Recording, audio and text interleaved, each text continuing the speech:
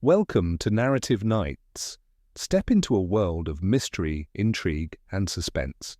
At Narrative Nights, we bring you thrilling detective stories that will challenge your mind and keep you guessing until the very end. Before we begin, we'd love to know, where in the world are you tuning in from? Drop a comment and let us know which part of the globe you're watching from. We're all united by the love of a good mystery. Let the investigation begin. The Quiet of the Starling's Shadow. Chapter 1. An Unsettling Stillness. The afternoon sun, a gentle gold unique to late summer, cast long shadows across Miss Marple's garden. It was a time of day she particularly cherished, when the roses seemed to exhale their scent most generously and the world of St. Mary Mead settled into a comfortable rhythm. She sat in her wicker chair, a half-finished lavender sachet on the table beside her, her knitting needles moving with a steady, practiced click that was as much a part of the garden soundscape as the drowsy buzzing of bees. It was this very predictability, this comforting sameness, that made any deviation so noticeable. The postman, young Jim Riley, was usually a whirlwind of cheerful efficiency, but today his footsteps on the gravel path were slower, more deliberate. He handed her a single envelope with a nod that was more subdued than usual. "Just the one for you today, Miss Marple," he said, touching the brim of his cap. "Thank you, Jim," she replied, her pale blue eyes noting the faint furrow in his brow. Trouble with the council over his prize-winning marrows again, perhaps. But the letter was not from the council. The handwriting on the crisp, cream-colored paper was an energetic, slightly sprawling script she knew at once. It was from her dear friend, Elspeth McGillicuddy, a woman of formidable common sense and an intuition that often outpaced it. Miss Marple adjusted her spectacles, snipped the end of her thread, and slit the envelope with a careful finger. "Dearest Jane," the letter began. "I am writing to you from the most picturesque little village called Little Weirwold. The vicarage here is utterly charming, and Reverend Albright and his wife are dears, but I must confess, my holiday has taken a rather peculiar turn. It is not something I can quite put my finger on, not a crime, not in the official sense, but an atmosphere. And when the atmosphere is wrong, I always think of you." Miss Marple paused to take a sip of her now lukewarm tea. An atmosphere. That was so like Elspeth, to trust the feeling of a place as much as the facts. You may have seen his name in the papers, Sir Alistair Finch. A very important man in the world of astronomy, with a large house on the hill and a private observatory. Well, 10 days ago, he had a fall from the ladder inside his observatory. A terrible tragedy. The coroner's inquest was quite straightforward, accidental death. He was reaching for a lens, apparently, lost his footing, and that was that. He was nearly 70, and the ladder was steep. Everyone accepts it. Of course they do. It is all perfectly logical. And yet, Jane, there is an unsettling stillness that has fallen over this place. It is not the quiet of grief, I have seen enough of that in my time to know the difference. This is a brittle, watchful quiet. It is like a clock that has suddenly stopped ticking, but everyone in the room is still staring at it, waiting. The way people stop talking when you enter the shop, the way they look at one another over their teacups at the society meetings, it is all wrong. Sir Alistair, by all accounts, was what one might call a difficult genius. Not a man who inspired great affection. And his little circle of astronomers, his celestial court, as the vicar's wife calls them, are all rather peculiar. There is a great deal of professional jealousy, I gather. But this feels like more than that. I know you are busy with your garden, but if you were to find you needed a little change of air, the Albrights have a most comfortable guest room. I feel I am being a foolish old woman, but I simply cannot shake the feeling that something here is dreadfully out of tune. Your affectionate friend, Elspeth. Miss Marple folded the letter slowly and placed it on the table. A watchful quiet. She knew precisely what Elspeth meant. It reminded her of the Pargeter affair in St. Mary Mead years ago. Old Mr. Pargeter, a man known for his tyrannical grip on the family purse strings, had fallen from a ladder while picking apples. An accident, everyone had said. He was old, the branch was weak. But Miss Marple had never forgotten the expression on his son's face at the funeral, not grief, but a profound and almost breathless relief. 3 months later, young Pargeter had bought a motorcar he couldn't possibly have afforded before. No one ever proved a thing, but the silence in that house afterwards had been just as Elspeth described, brittle and watchful. The death of Sir Alistair Finch was, on the surface, entirely unremarkable. Elderly gentlemen did, unfortunately, fall from ladders. But professional jealousy, a difficult personality, and a community holding its breath. That was a very different matter. That was a matter of human nature. She looked at the lavender sachet, its simple, calming purpose suddenly seeming rather mundane. A change of air might indeed be just the thing. Little Weirwold sounded like a village that had a story to tell, even if it was only whispering it for now. Rising from her chair, Miss Marple went inside to consult a railway timetable. One must, after all, be practical. But as she packed her small suitcase later that evening, laying her sensible tweeds alongside several balls of soft, fleecy wool, her thoughts were on stars, ladders, and the peculiar stillness that follows a sudden, convenient death. Chapter 2: The Celestial Court. Little Weirwold was, as Elspeth had promised, the very model of an English village. A collection of honey-coloured stone cottages clustered around a tidy village green, with a duck pond and an ancient-looking oak tree. Yet, as Miss Marple stepped out of the hired car and onto the gravel drive of the vicarage, she understood what her friend had meant. There was a quietness here that was not entirely peaceful. It was the held-breath silence of a room where a china vase has just been dropped. Elspeth McGillicuddy hurried out to greet her, her face a mixture of relief and agitation. "Jane! Thank goodness you've come. I was beginning to think I'd imagined the whole thing." "One rarely imagines a feeling, Elspeth," Miss Marple replied, returning her friend's embrace. "One merely observes it."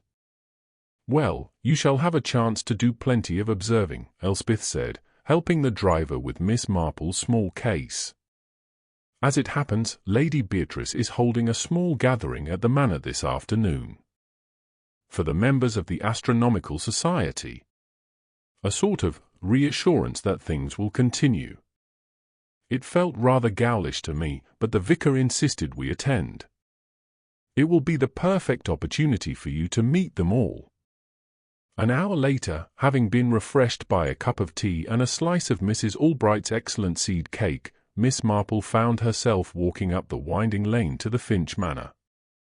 The house stood on a rise overlooking the village, a handsome but severe Georgian building of grey stone, its windows like watchful eyes.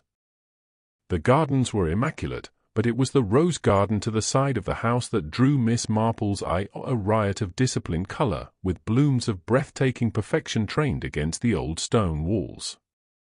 The drawing-room was filled with heavy, dark furniture and the faint, dusty scent of old books and beeswax.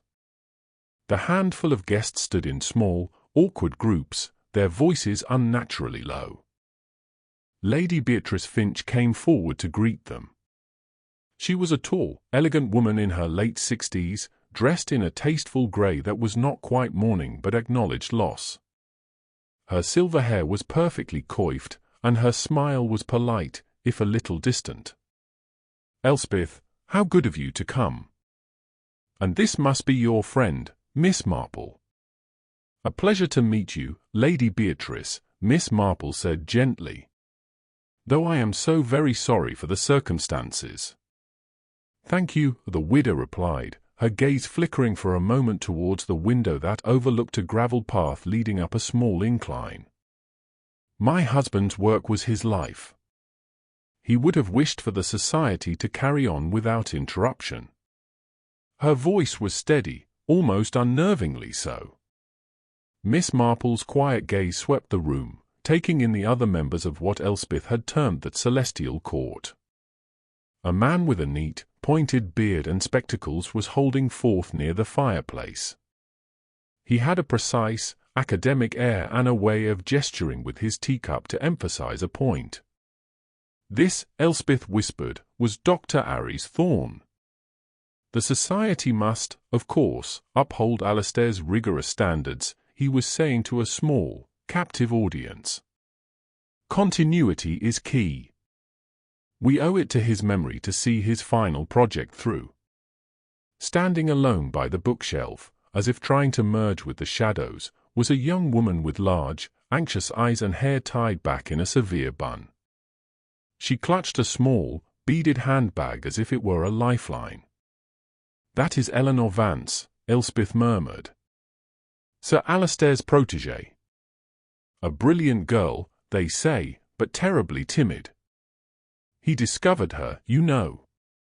Miss Marple noted the way the girl flinched almost imperceptibly when Dr. Thorne mentioned Sir Alistair's final project.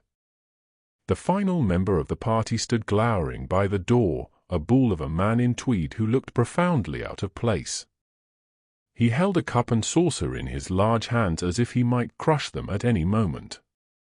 "And that," Elspeth added under her breath, "is Mr. Godfrey Abbott. The neighbour. Heaven knows why he came. He and Sir Alistair hadn't exchanged a civil word in years.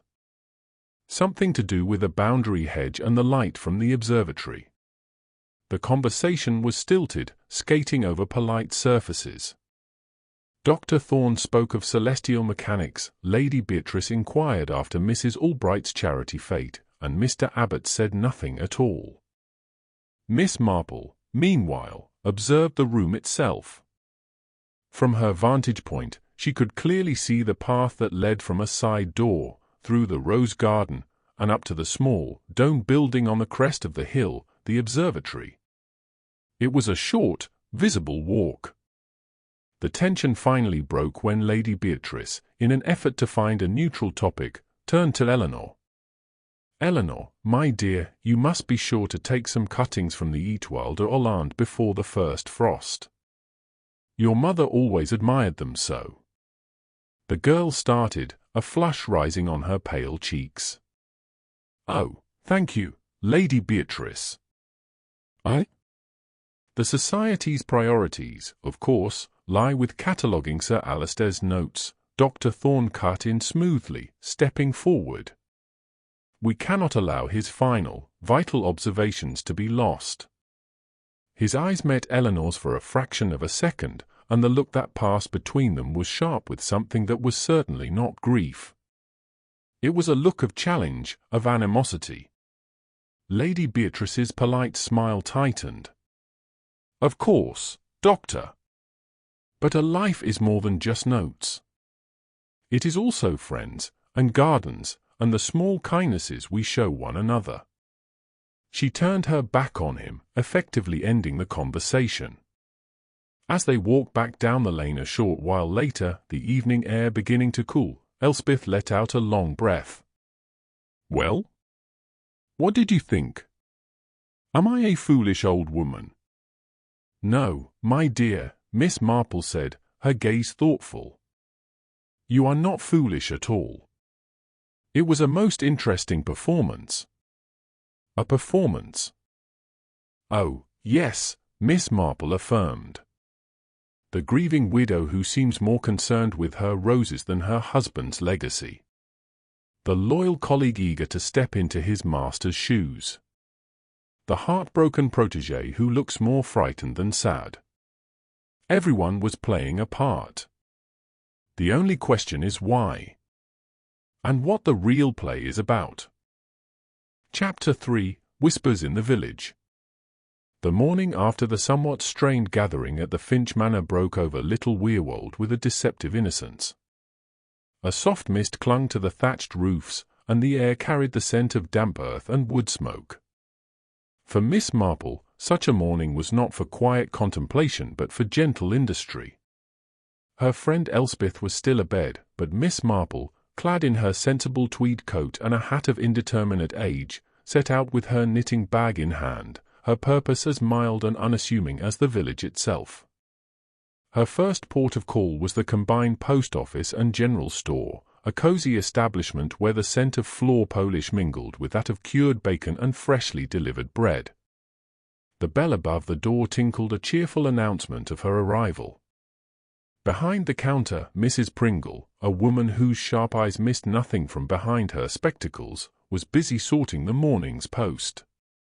"Good morning," Miss Marple said pleasantly. "I was hoping you might have some of that lovely heather-colored wool. The sort with the flecks of blue." "Just in yesterday, dear," Mrs. Pringle replied, her movements brisk. "You must be the lady staying with Mrs. McGillicuddy up at the vicarage. A terrible business up at the manor, wasn't it? Such a shock." "A great tragedy," Miss Marple agreed, her voice soft as she examined the wool. "Sir Alistair was, I gather, a most respected man." Mrs. Pringle paused, her hands hovering over a stack of letters. "Respected, yes. That's the word for it. Not what you'd call liked." She lowered her voice conspiratorially, leaning over the counter.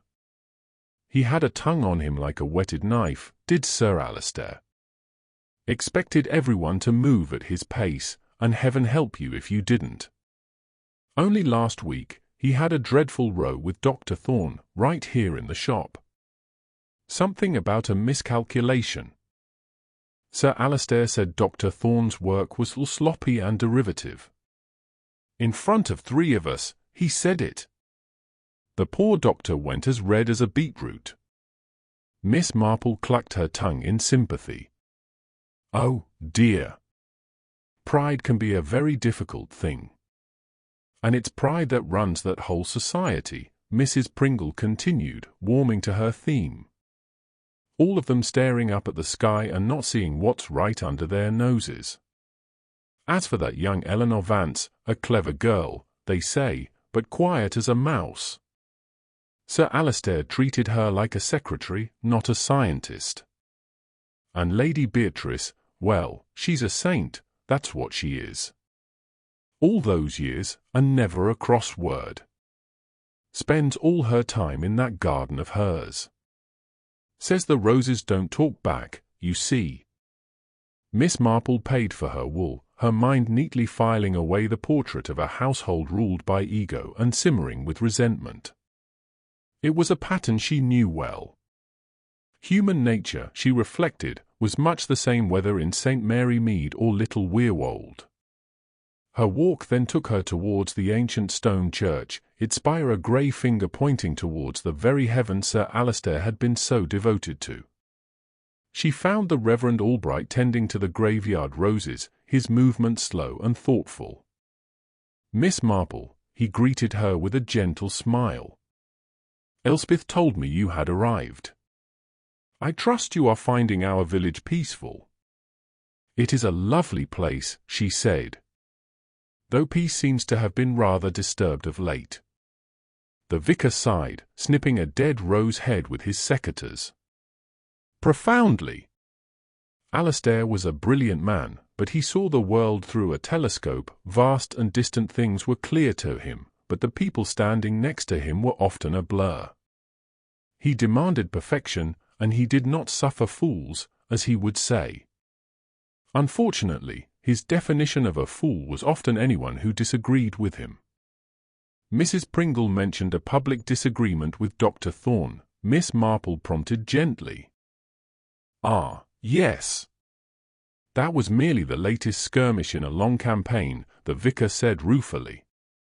"Aries Thorne is a capable man, but he lacks Alistair's intuitive genius, and Alistair never let him forget it. But the real tragedy," in my opinion, is what has been lost. His life, of course, Miss Marple said. Yes, but also his legacy. His notebook, Miss Marple. It has vanished. He saw her look of inquiry and continued. Alistair was on the cusp of a major discovery concerning the star Algol, the demon star, as the ancients called it. He believed its fluctuations were not as regular as previously thought. He recorded everything in a leather-bound notebook. It was his most prized possession. And now, it's gone. The police have searched the observatory and the study, but there is no sign of it. This, Miss Marple thought, changed things considerably. A crime of passion was one thing, but the theft of intellectual property suggested a cooler, more calculating motive. It pointed directly towards Dr. Thorne, the ambitious rival, or perhaps even young Eleanor Vance, seeking to reclaim her own work. As she made her way back towards the vicarage, her path was nearly blocked by a stout, red-faced man trimming his hedge with a furious energy. He grumbled as she passed. "Morning," Miss Marple offered. The man grunted. "If you can call it that. At least there'll be no more of those blasted lights all night. A man can't get a decent night's sleep with that observatory lit up like a fairground." He jabbed his shears towards the Finch manor on the hill. "Told him I did. Sir Alistair," I said, "it's a nuisance." "But would he listen?" "Arrogant old goat." "You must be Mr. Abbot," Miss Marple said, her tone mild. "That I am. And I'm not sorry he's gone, and I don't care who knows it. Mind you," he added, a flicker of something, perhaps cunning, in his eye, "I was tucked up in bed by 10 that night. Saw his main light go out from my window. Earlier than usual for him. Thought he'd finally taken my advice." Miss Marple thanked him and continued on her way, her mind whirring. Back in the quiet comfort of the vicarage guest room, she sat down in a chintz armchair, her knitting needles clicking with a soft, rhythmic beat. The threads of the puzzle were beginning to show themselves. There was pride, ambition, and open animosity. A missing notebook that represented a fortune in academic prestige. And now, a small discrepancy. Mr. Abbot, the grumpy neighbor, had seen the light go out early. Yet the coroner had placed the time of death much later, closer to midnight. It was a tiny detail, a whisper against the louder shouts of motive and opportunity. But Miss Marple had always found that the loudest arguments were often designed to distract from the quiet, devastating truth. The stillness Elspeth had written of was not peace, it was the bated breath of a village waiting for the other shoe to drop. And Miss Marple had a feeling it would not be long now. Chapter 4: A Tear in the Fabric. 2 days passed in a succession of deceptively quiet routines. Miss Marple attended morning service, took gentle walks with Elspeth, and spent a considerable amount of time knitting in the vicarage garden. To any casual observer, she was simply an elderly lady enjoying a peaceful holiday. But her mind, like her needles, was constantly in motion, looping together the disparate threads of gossip and observation. The missing notebook remained the talk of the village, a tangible mystery that people could grasp, but Miss Marple found her thoughts returning to Mr. Abbott's throwaway comment about the observatory light. A discrepancy of time was so often a discrepancy of truth. On the third morning, she found the perfect pretext for another visit to the manor. Mrs. Albright, the vicar's wife, had lamented misplacing her favourite silver thimble, and recalled using it to help Lady Beatrice with some minor upholstery repair the previous week. Armed with this small mission, Miss Marple made her way up the hill. She was shown into the drawing-room by a young, fresh-faced housemaid named Lucy, who informed her that Lady Beatrice was finishing some business in the study and would be with her shortly.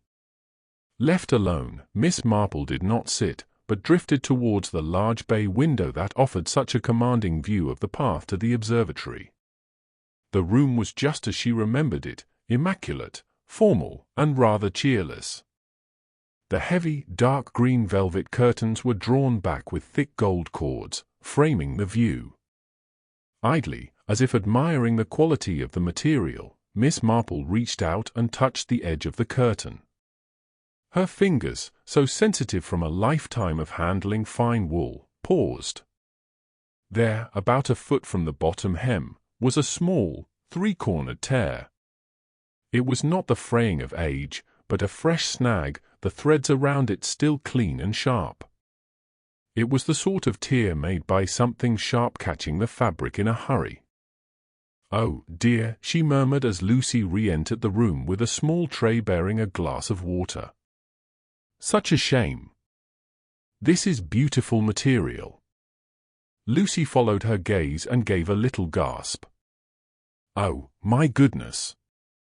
Her ladyship will be ever so cross. That wasn't there this morning when I did my dusting, I'm sure of it." She leaned closer, her brow furrowed. "Looks like it's been caught on a nail, or something sharp. And me who'll get the blame for it, I expect." "I'm sure it was just an accident," Miss Marple said soothingly. "These things happen." But as she turned away from the window, her mind was working rapidly. A fresh tear, noticed only now. A tear made in a hurry. A tear in the curtain of the very window that overlooked the path of a man walking to his death. Her thoughts were interrupted by the arrival of Lady Beatrice, and the matter of the thimble was quickly resolved. But the image of that small, violent tear in the otherwise perfect fabric of the room stayed with her. Later that day, the metaphorical tear in the fabric of Little Weirwold society ripped wide open. The Astronomical Society was holding an informal meeting in the village hall to discuss its future. Miss Marple and Elspeth were taking tea at the small cafe across the green, which afforded them a clear view of the members arriving and, later, departing. The meeting ended sooner than expected. The doors of the hall burst open and the small group emerged, not in a companionable cluster, but as scattered, tense individuals. Dr. Aries Thorne was in the lead, his face flushed with anger. He caught sight of Eleanor Vance, who was hurrying away, and strode to intercept her. "One moment, Eleanor," he called out, his voice sharp and carrying across the quiet green. Several villagers stopped to watch. Eleanor froze, turning slowly, her face pale. "Dr. Thorne?" "I find it utterly remarkable," he began, his tone dripping with sarcasm, "that in the absence of Sir Alistair's notebook, you are the only person who claims to know the precise trajectory of his research. How very convenient for you." A shocked murmur went through the small audience of onlookers. I don't know what you mean," Eleanor stammered, clutching her handbag. "Don't you?" Thorne pressed on, clearly enjoying his moment. Sir Alistair was about to publish work that would have cemented his legacy for a generation. Now that work is gone, and you are positioning yourself to be the sole inheritor of his intellectual mantle. It would take a very ambitious person to orchestrate such a thing. Far more ambitious than you appear, I must admit. The cruelty of the public accusation was breathtaking. Eleanor looked as though she had been struck. "That's a monstrous thing to say." "I would never," she fumbled with the clasp of her handbag, her hands trembling so violently that it slipped from her grasp. Its contents, a purse, a small diary, a handkerchief, and a little silver sewing kit, spilled onto the flagstones. With a cry of humiliation, she knelt to gather her things, her movements clumsy with distress. Dr. Thorne simply watched her, a contemptuous curl to his lip, before turning on his heel and striding away. From her seat in the cafe, Miss Marple watched the entire scene with an expression of mild pity. But her eyes were sharp. She saw Dr. Thorne's desperate, cruel ambition. She saw Eleanor's genuine terror. And she saw how the whole village now had a simple, dramatic story to tell, the story of a brilliant girl and an ambitious man fighting over a dead man's legacy. It was all very neat. Almost, she thought, as if it had been perfectly arranged to be seen. Chapter 5: A Matter of Motive. The public confrontation on the village green had, as expected, sent ripples through Little Weirwold. The prevailing opinion, voiced with considerable relish by Mrs. Pringle at the shop, was that there was no smoke without fire. Dr. Thorne was an arrogant man, to be sure, but young Eleanor Vance had always been a bit too quiet, and still waters, as everyone knew, often ran deep. It was with this climate of suspicion in mind that Miss Marple made her way to a small cottage set back from the main road, half hidden by a sprawling honeysuckle vine. In her hand, she carried a small object wrapped in a handkerchief, the silver sewing kit Eleanor had dropped during the distressing episode the day before. It provided the perfect reason for a visit. Eleanor herself answered the door. She looked tired, her large eyes shadowed with sleeplessness. She seemed startled to see Miss Marple on her doorstep. "Miss Marple," she said, her voice barely a whisper. "What can I do for you?" "I believe this is yours, my dear," Miss Marple said, offering the small parcel. "It rolled under the bench yesterday, and I picked it up after the unpleasantness. I thought you might be missing it." Eleanor took the kit, her fingers closing around it. "That's very kind of you. I hadn't even noticed it was gone." She hesitated at the door, clearly unwilling to invite her in. "It is a very fine little kit," Miss Marple continued gently, her gaze kind. "You must be a keen seamstress. I have always found that there is something deeply calming about the rhythm of a needle and thread, especially when one is troubled." Something in Miss Marple's tone, a complete lack of censure or morbid curiosity, seemed to soften Eleanor's resolve. She stepped back. Won't you come in for a moment?" The cottage was small and sparsely furnished, but immaculately tidy. Books on astrophysics and celestial charts were stacked on every available surface, a testament to her single-minded passion. On a small embroidery frame by the window was a half-finished piece of astonishing complexity, a swirling nebula rendered in 100 shades of silk thread. Eleanor followed Miss Marple's gaze. "It helps me think," she said quietly. They sat in silence for a moment before Eleanor spoke again, her voice low and strained. "What Dr. Thorne said yesterday, it wasn't true. Not the way he meant it." "I did not for a moment believe it was," Miss Marple replied calmly. Tears welled in the young woman's eyes. "He makes it sound as though I was trying to steal something. But the truth is, I was only trying to take back what was mine." She took a shaky breath and the story tumbled out. "Sir Alistair was a great man, a brilliant man. When he took me on, I was just a student with a few theories. He gave me access to his observatory, his library, he gave me a chance. But he had a way of absorbing things. My ideas would become his ideas. My discoveries would be folded into his research. At first, I told myself it didn't matter. The work was what was important. But it did matter," Miss Marple prompted softly. Eleanor nodded, a single tear tracing a path down her cheek. "The work on Algol. The variable star. That was mine. My calculations, my hypothesis. I worked on it for over a year. He was going to publish it under his name alone. I found the draft of his paper. And what did you do, my dear?" "I confronted him," she confessed, her voice cracking. "On the afternoon he died. I went to the manor and told him I couldn't let him do it. I said I would write to the Royal Astronomical Society and present my own data.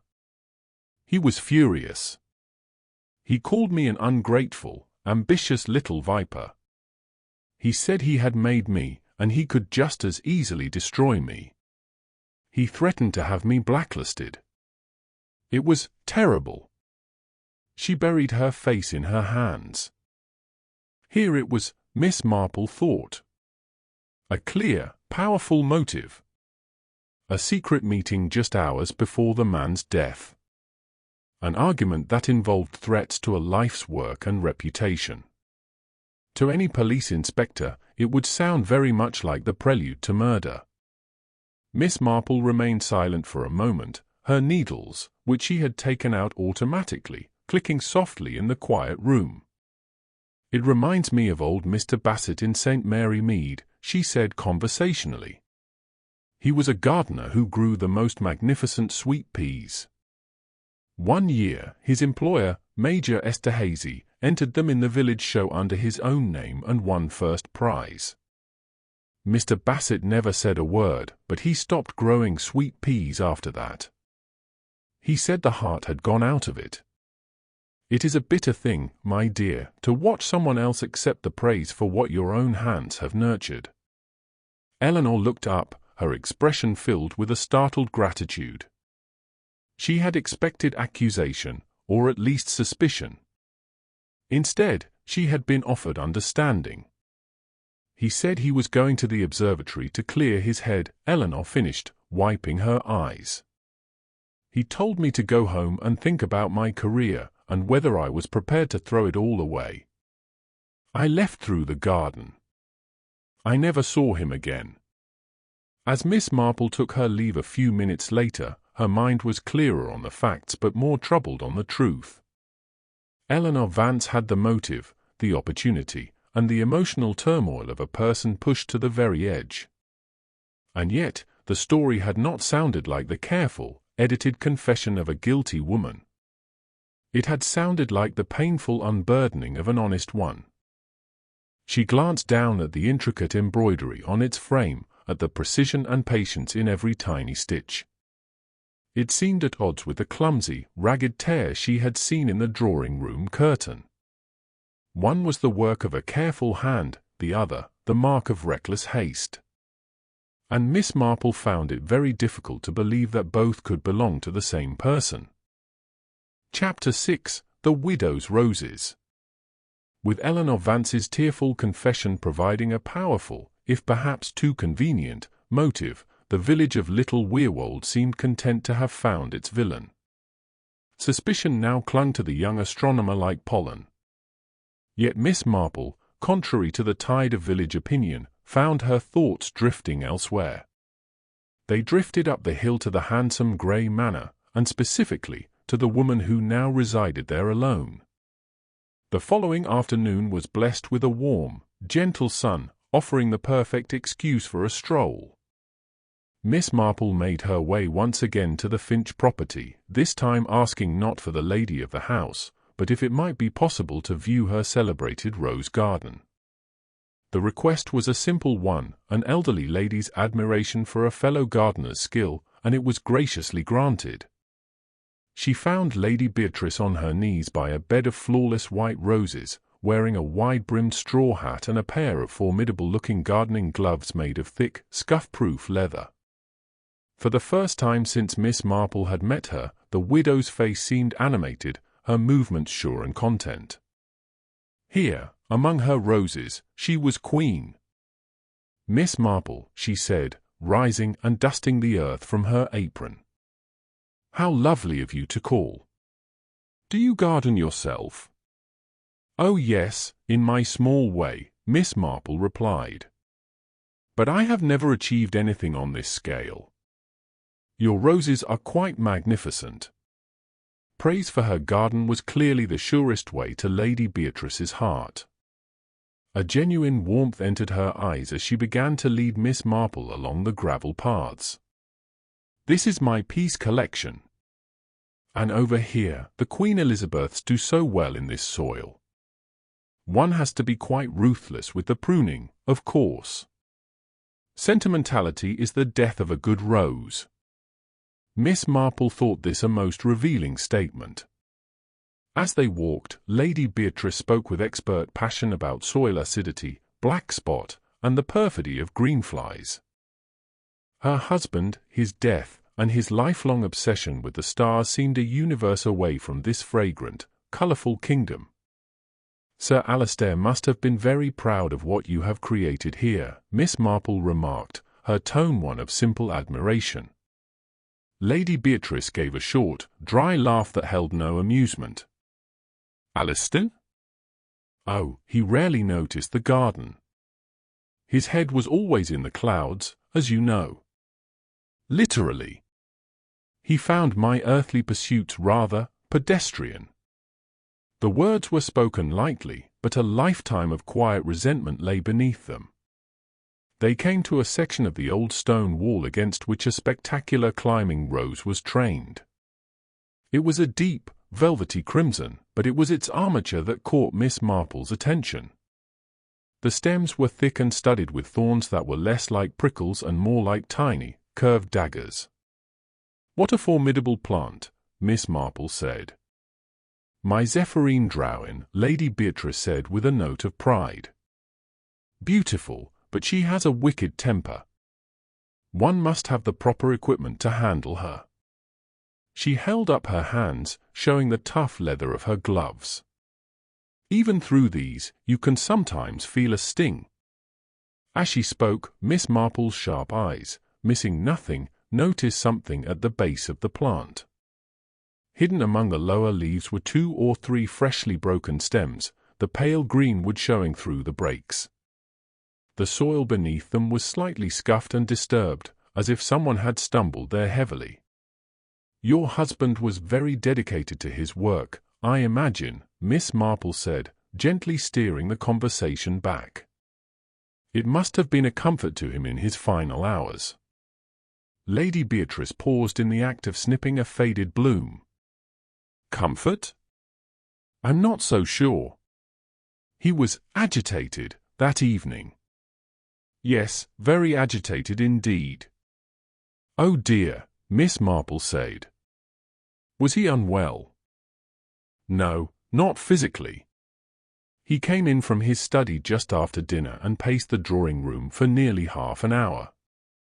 He said he had discovered something that had deeply disappointed him. He had a flair for the dramatic, of course, when it came to his research. A misplaced decimal point was a crisis on a par with the fall of Rome. I confess, I paid it little mind at the time." She turned back to her roses, her composure absolute.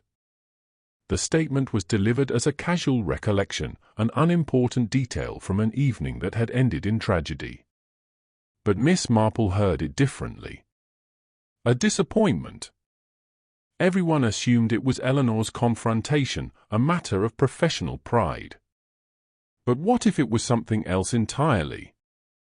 Something far more personal? She took her leave a few minutes later, her mind a whirl of impressions. She had seen a woman more passionate about her roses than her late husband, a woman who spoke of ruthlessness and protected herself with thick, armor-like gloves. She had seen vicious thorns and broken stems. And she had heard of a man's final hours, filled not with scientific discovery, but with a deep and dramatic disappointment. Walking back down the hill, Miss Marple looked back at the manor. Chapter 7: The Second Shadow.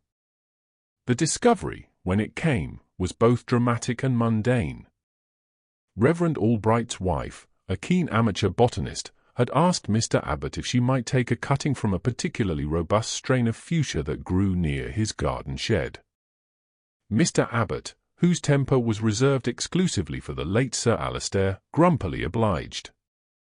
It was Mrs. Albright who saw it. Tucked behind a stack of terracotta pots, looking thoroughly out of place amidst the dirt and cobwebs, was a dark leather-bound notebook. Within the hour, Little Weirwold was buzzing with the news. Sir Alistair's lost research had been found. The local constable was called, and he, in turn, contacted the county headquarters. The arrival of Inspector Slack was an event in itself. he descended upon the village in a cloud of authority and impatience, a man who had no time for rural ambiguities and preferred his facts to be as solid and square as his own jawline. He surveyed the scene at Mr. Abbott's property with a grim satisfaction. "Right then," he said, his voice a gravelly boom that made the constable jump. "Let's have it. Who found it?" After a flustered explanation from Mrs. Albright, the inspector turned his full attention to Mr. Abbott, who was standing on his perfectly manicured lawn, his face the color of a ripe plum. "So, Mr. Abbott," Slack began, foregoing any pleasantries, "a notebook belonging to the deceased turns up in your shed. The very man you've been at war with for the better part of a decade. Anything you'd like to say about that?" "It's a frame-up," Abbott roared, jabbing a thick finger towards the manor on the hill. "I never touched his blasted book. Someone put it there.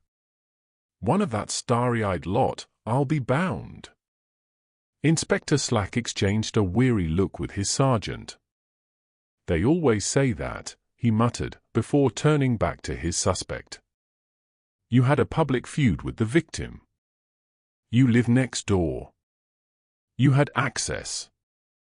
And now we find this here. It looks to me like you had an argument, things went too far, and you took this to make it look like something it wasn't." The inspector's theory was simple, direct, and, for most of the village, entirely convincing. It had the satisfying logic of a puzzle piece clicking into place. The intellectual squabbles of the Astronomical Society were too complex, too remote. But a long-standing grudge between neighbors over a hedge? That was something everyone could understand. Later that afternoon, Inspector Slack was holding court in the vicarage parlor, having commandeered it as a temporary headquarters. Miss Marple and Elspeth sat quietly to one side, ostensibly providing refreshments but in reality observing the proceedings. "The case is straightforward, Reverend," Slack was explaining to a worried-looking Mr. Albright. "Abbott had motive, years of bad blood. He had opportunity. He pushes Finch off the ladder, grabs the first thing he sees, this notebook, to throw us off the scent, and hides it. Then he gets nervous and tries to get rid of it. Classic bungling amateur." "But Godfrey Abbott, Inspector," the vicar protested gently. "He is a man of temper, I grant you, but violence. You'd be surprised what a row over a boundary line can lead to," Slack said dismissively.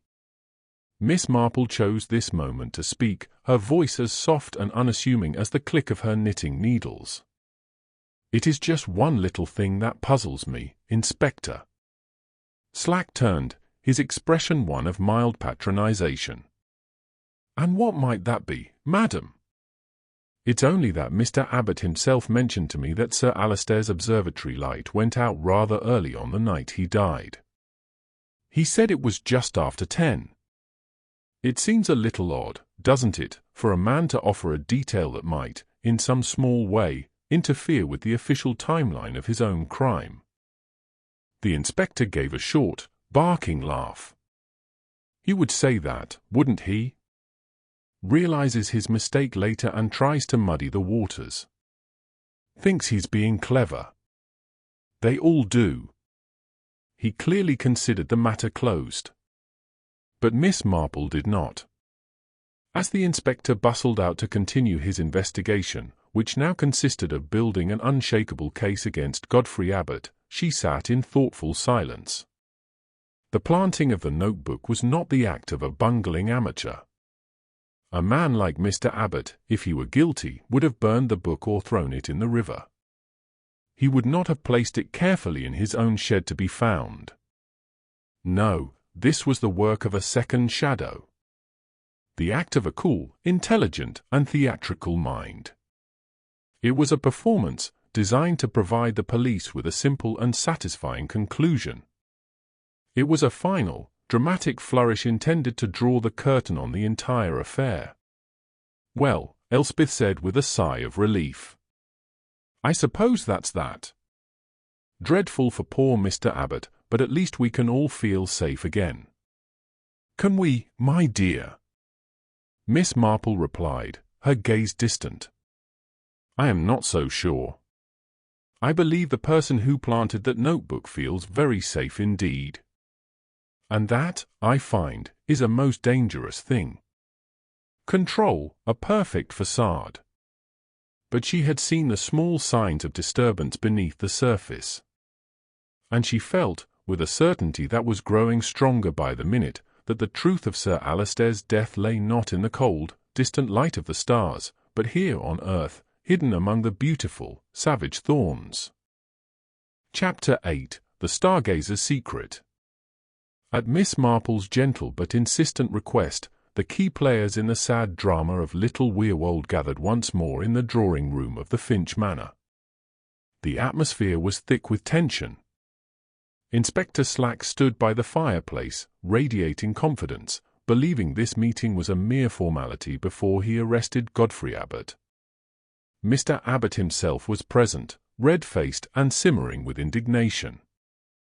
Dr. Thorne and a pale Eleanor Vance sat stiffly on a sofa, as far from each other as possible.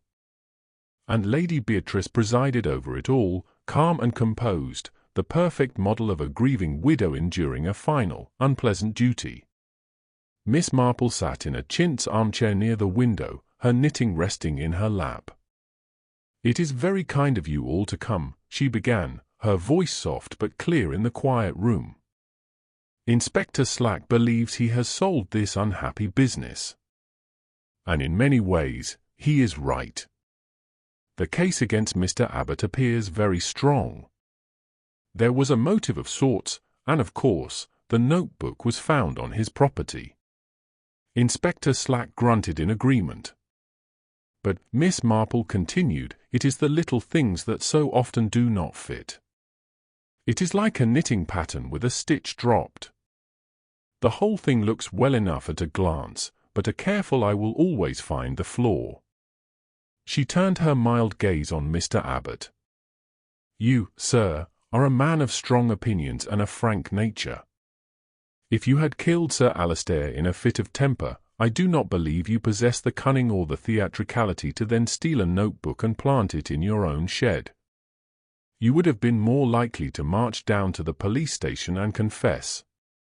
The planting of that book was not an act of panic. It was a carefully calculated piece of misdirection." She then looked towards Eleanor. "And you, my dear? You had perhaps the strongest motive of all. Your life's work was being stolen. You argued with Sir Alistair on the very day of his death. But I look at the beautiful, precise embroidery you create, and I find it hard to believe you would have made that clumsy, three-cornered tear in the curtain over there the act of a person rushing out in a blind rage." Dr. Thorne shifted uncomfortably. "Then who?" "The notebook was a wonderful red herring," Miss Marple said thoughtfully. "It sent us all looking for a motive of intellectual pride, of ambition. But I believe the truth is far simpler and far more common than that. It is a matter of the human heart." She turned to Lady Beatrice, whose polite smile had become fixed and brittle. "You told me, my dear, that on the night your husband died, he was agitated about a deep disappointment. We all assumed it was his work. But what could disappoint a proud man more than a professional setback?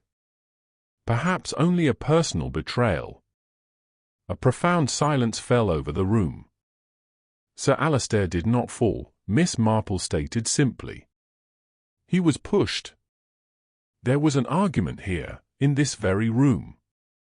A terrible, bitter argument, not about the stars, but about something much closer to home. Sir Alistair had discovered his wife was having an affair. Lady Beatrice's composure finally cracked. "That's an outrageous lie." "Is it?" Miss Marple asked gently. "He threatened to expose you, to ruin you socially.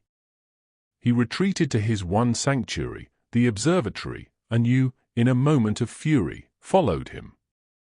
He climbed the ladder to get away from you, and you shoved the base of it. It was, I imagine, an impulsive act. But what followed was not. This is a ridiculous fantasy. Lady Beatrice snapped, her voice rising. It is your coolness of mind that has been so remarkable, Miss Marple went on, her voice steady. You immediately saw a way out. You knew of the tensions in the society. You went to the study, took the notebook, the symbol of the work that had stolen your husband's attention for years, and hid it. You knew it would create the perfect story, framing the very people you resented. Days later, you planted it in Mr. Abbott's shed, giving the police the simple, angry culprit they were looking for.